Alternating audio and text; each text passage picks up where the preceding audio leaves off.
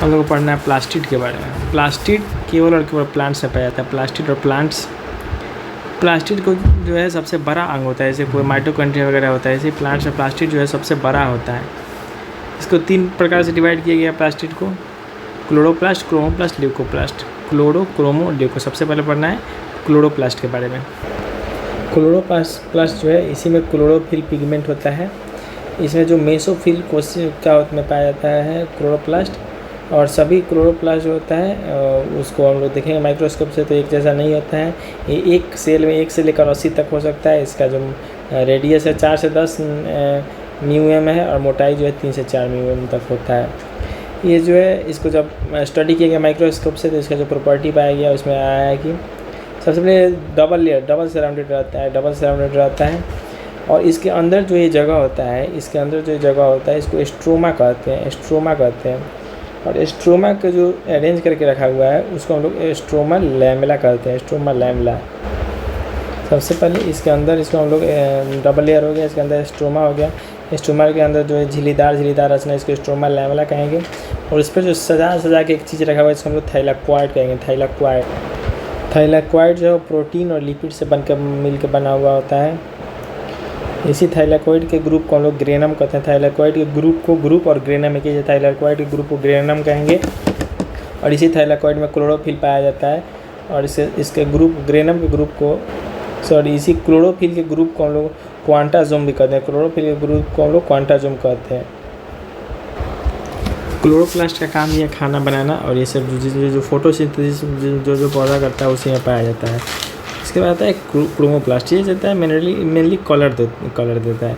गाजर का नारंगी कलर जो होता है वो कैरोटीन कलर होता है, कैरेट का कैरोटीन का।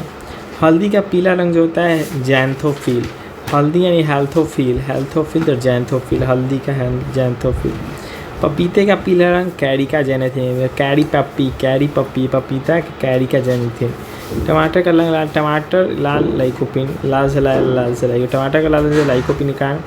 सेब का लाल रंग जो है वो एंथोसाइनिन का, एप्पल और एंथोसाइनिन, एप्पल का एंथोसाइनिन का।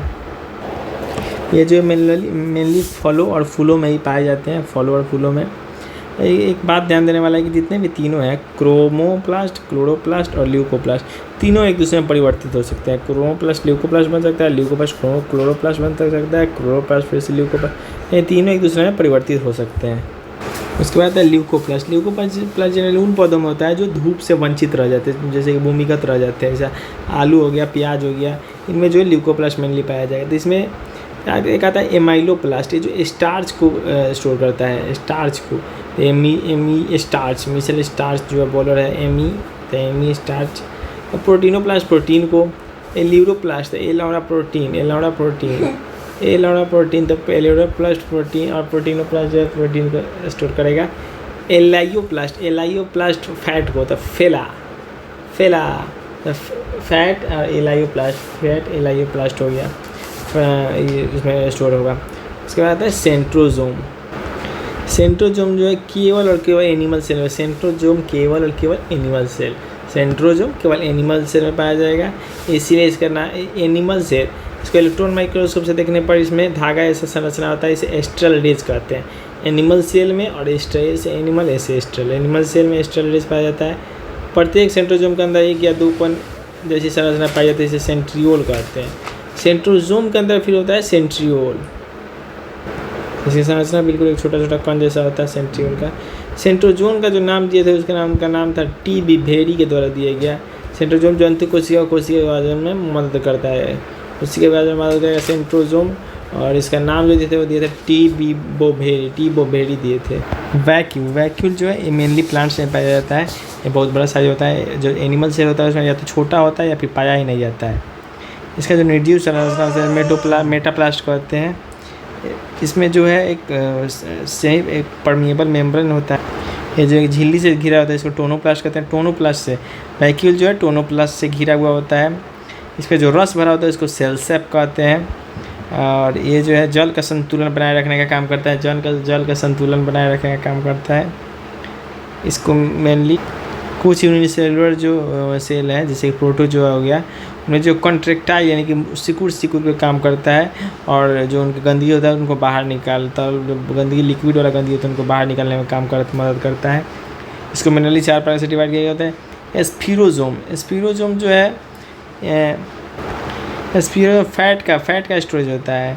इसको पौधे कोशिका लाइजोम, इसमें फैट का स्टोरेज होता है स्पीरो। और साइटोस्केलेटन, नाम से ही पता चलता है कि ढांचा एक प्रॉपर शेप देता है। प्रोटीन का बना सूक्ष्म तंतु या जाल है, फैलाता है, ढांचा को शेप देता है। पेरोक्सिसोम, यह सोचना पौधों में प्रकाशीय शोषण मतलब कि जो फोटोसिंथेसिस होता है उसमें मदद करता है। इसमें जो है H2O2 का भी निकलता है, इसलिए पेरोक्सिसोम नाम दिया है।